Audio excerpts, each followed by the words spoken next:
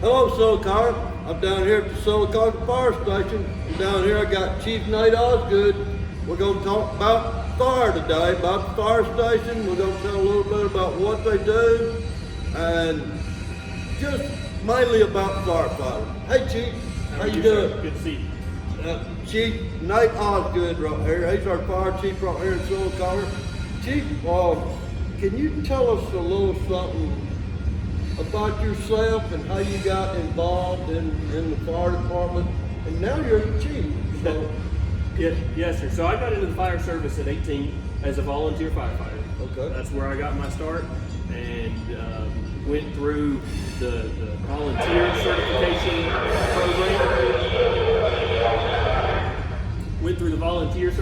program. And then made the crossover to become a career certified firefighter. And I started here with Sylacauga in 2012 under Chief Matt Misseldine is who hired me here full time. Okay. I was part time for a real brief time before I came on full time. Been here ever since. Been here ever since? Yes, sir.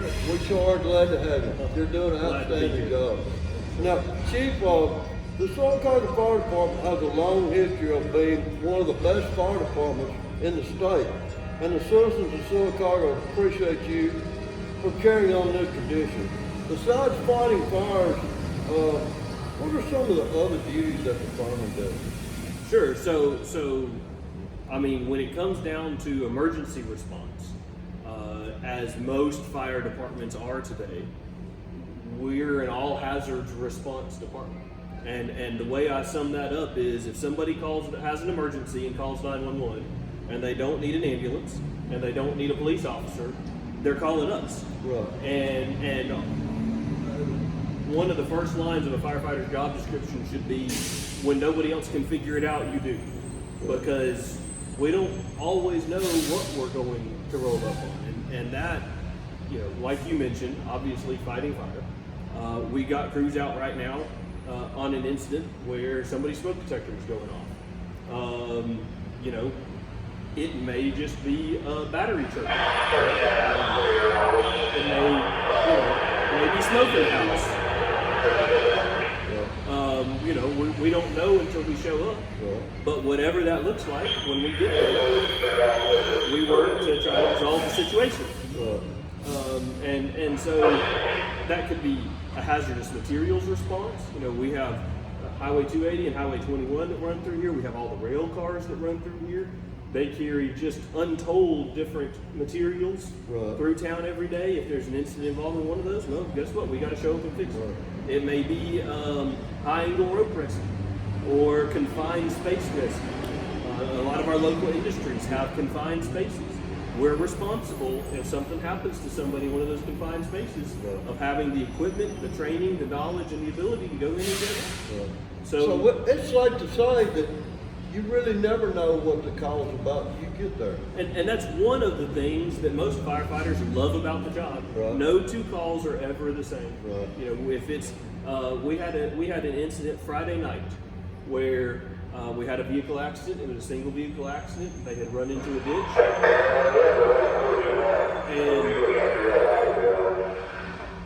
And so, sorry, I'm trying to talk over radio traffic or in between the radio traffic. That's okay. That's part of the job. Part of the job. That's it. That's what we want to do it in here. The occupant of the vehicle did not have significant injuries, but they were kind of stuck in the car. Well, the car was extremely unstable where it had come to rest. It was kind of high pointed and it was kind of teetering. So we had to employ stabilization through cribbing and through our rescue jacks to secure the vehicle. And then we had to get down in the ditch. Of course, it had been raining, so it was muddy, it was slippery. We had to remove one of the doors from the vehicle to be able to make access to the patient. And then we actually had to set up a rope system once we got the patient out of the vehicle onto a backboard to help actually lift them up out of the ditch because it was so slippery that everybody was slipping and sliding all over the ditch. So we had to get some mechanical advantage to help bring them out. So that right there just showcases how what could be a quote-unquote simple dispatch to a vehicle accident turns into having to a major You know, and fortunately, the occupant wasn't seriously injured, which is always a good outcome. Right. But you know, our guys have to work through all of those different aspects they encounter and employ a whole lot of different, you know, methods that we learn on and train on. Exactly. And Chief, I'm gonna tell you, that leads in a lot to my next question. I know y'all are always training. Could you touch on some of the different training y'all do that helps your firefighters stay up to date, such as the confined space trailer you have across the street? And could you talk a little bit about your training center? Yeah, absolutely. So, as far as day-to-day training goes, we basically, and I'm generalizing here. Okay. But as a general rule, we're required to have 3 hours of training a day, a shift. And that boils down to fire ground related training. Right. Now, that's a broad spectrum. Right.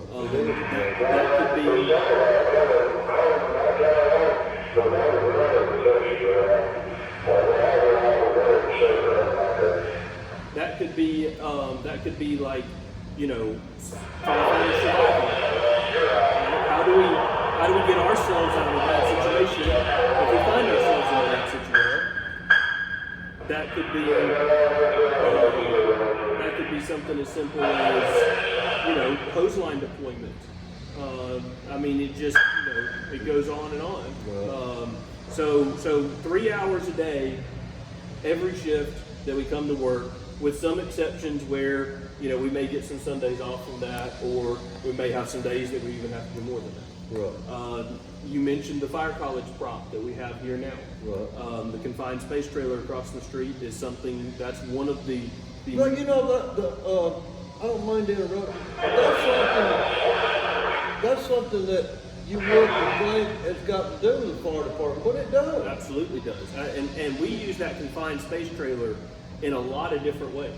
So we can use it to simulate actually going into a confined space and rescuing somebody. We can make it into basically a maze to help our guys learn firefighter survival techniques. We can use it to practice search and rescue in pairs. There's specific drills, like one of them, for example, is called the Denver drill. And the reason it's called that is because years ago, and I don't know the year off the top of my head, but years ago there was a Denver firefighter that went down inside of a high-rise fire, and it was a very, very odd, peculiar situation where they were trying to get him out of a window. The fire had cut off their egress. They were trying to get him out of a window, but the window they had access to had a very narrow corridor to it because it had filing cabinets lining each side of the storage room. So they only had a few inches to work with, and they got him to the window, but there wasn't enough room to get around him to pick him up. And so he actually ended up passing away. He ended up dying in the fire because they simply couldn't pick him up and get him out of this window. And again, a very, very odd, unique situation that may not ever be encountered ever again. But one of the things that we do anytime there's a line of duty death, the best way to honor that firefighter is to make sure that it never happens again. Right. So now, in hindsight, we've come up with a specific technique to be able to get a firefighter out of that specific scenario.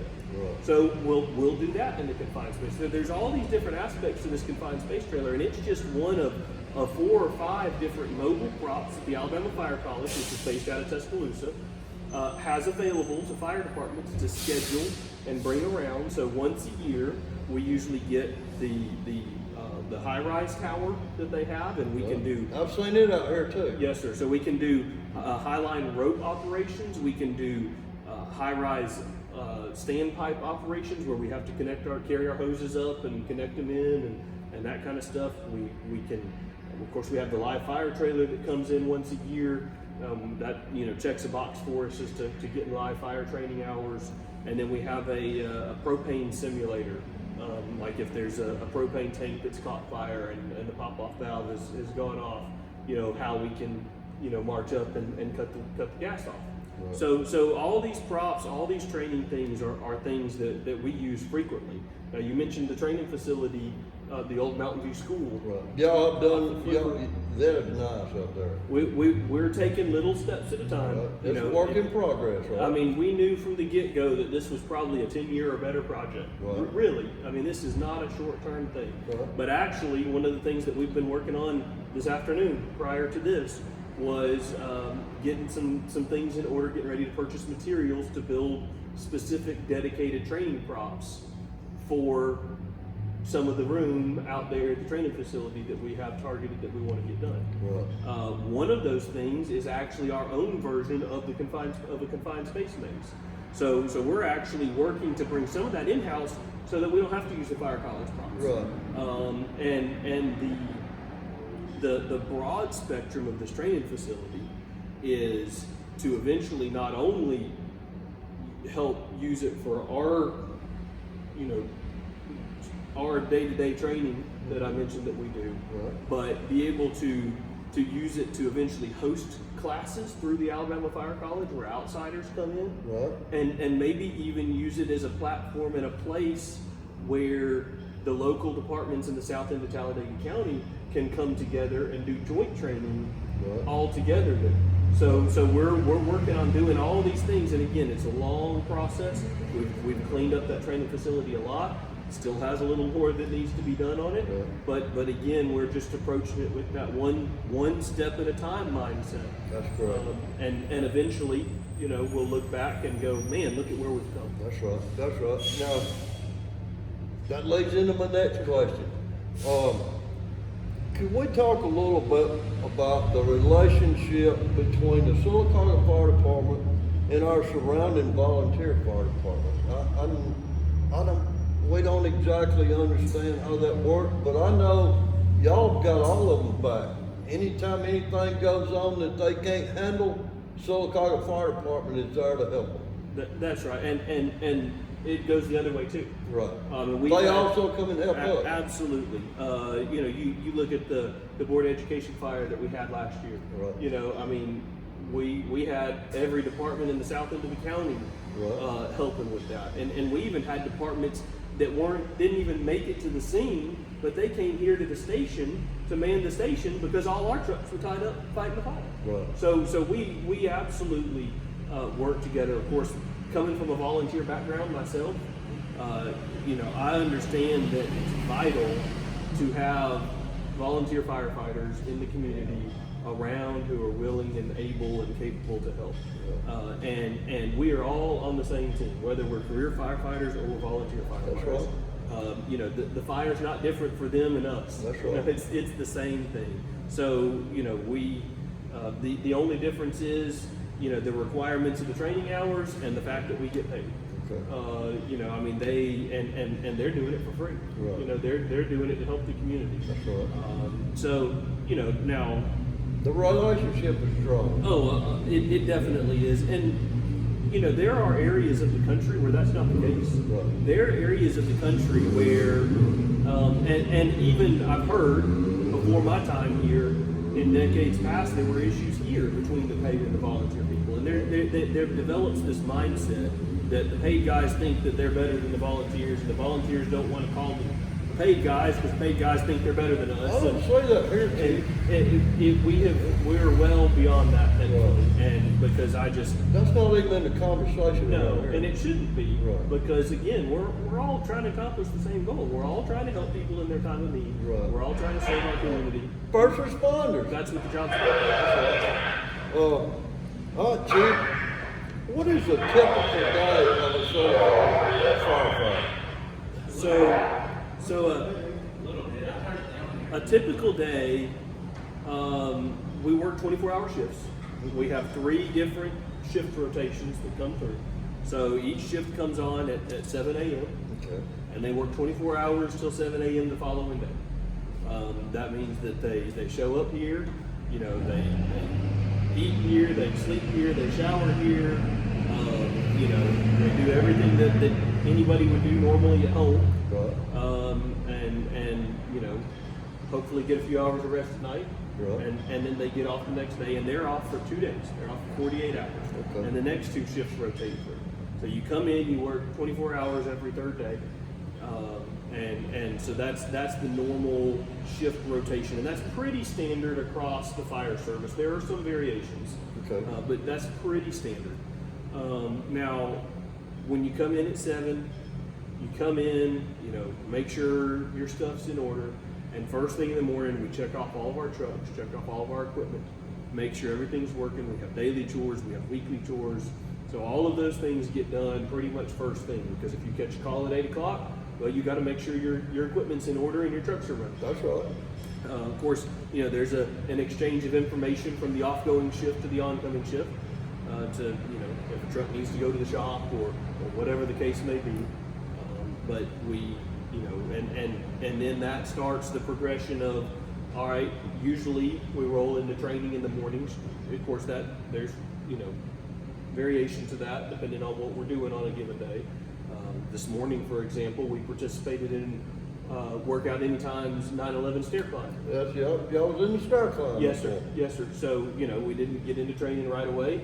They'll be in the confined space trailer this afternoon.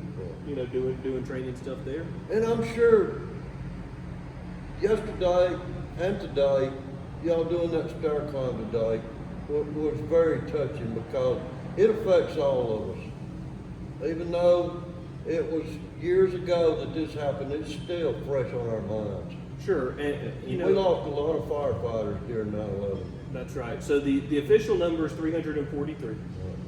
That's a lot of firefighters. That's a lot of firefighters. There's actually an argument that there were 344 firefighters that were killed at 9/11, because there was not a member of the FDNY, but an NYFD member, which was a separate organization that was also killed. But they was all working together. They were all working together For one common cause. That's right. So, in the fire service, and it's really hard to understand this until you're in the fire service. Right. But you'll hear the term brotherhood. And that term is something that really rings true within the fire service as a whole. Right. And any firefighter can be on vacation on the other side of the country or the other side of the world for that matter, and go walk up to the local fire department wherever they are, and they are going to be welcomed in with open arms. Right. Because, and as it should be. because it is a true brotherhood. And so you mentioned 9/11 and how that strikes home. I mean, even all these years later, and of course I was very young. I mean, I was old enough to vividly remember it, but Right. well before I was into the fire service at all. But just the remembrance of that every year is striking. It's deep inside of us to go, man. This really had an impact, and it has impacted the fire service in the 21 years since that. Okay. In countless ways. I mean, in codes and responses and in communications and all, I mean, there's just across the whole fire service, it's really impacted the growth of the fire service over the last 21 years. Oh, Chief, every little kid sees that big red fire truck, and if you go to grammar school and you ask the kids what they want to be when they grow up, their first response is, I want to be a fireman. I want to drive the big red truck. But seriously, when they get on later on in high school, and they are seriously thinking about becoming a fireman, what would you say to those kids? So the fire service is an open door. The entry level process, pretty much no matter where you go, is pretty arduous. But if you can make it through all of the steps that exist there, that usually involves a written test. It usually involves at least one, if not multiple, panel interviews where you have to sit down in front of 4 or 5 different people, answer questions. It involves a physical test. All of that kind of stuff is all part of getting in the door. But once you get your foot in the door, it is a great service to make a career out of. Yes, it is. Here in Sylacauga, we have 2 stations. We have 8 people per shift plus 2 administrative positions, the chief and the fire inspector. So we have 28 total personnel, or excuse me, 26 total personnel on shift, or a member of the department. And at any given time, there's 8 people assigned to a shift, and of course, maybe a person off here and there for vacation or sick leave. But that's how our shifts are structured. Okay. And we have not always done the greatest job recruiting locally. We've really tried to step that up in the last several years, and it shows, because the last several rounds of personnel that we've hired have been people from this area. Right. And we love that, because they already are invested in the community. Right. And I'll use myself for an example. You don't have to live here to be invested in the community, right. But it definitely makes a difference. It does. It does. Chief, I sure thank you for coming on here today. And the citizens of Sylacauga appreciate everything you and your guys do. And did we miss anything you want to mention? If we went through everything we did, we'd probably be here until tomorrow. That's right. But that's the basic. The overview. And of course, our doors are open 24/7. So if anybody wants to stop in and talk or have any questions, by all means. See you later.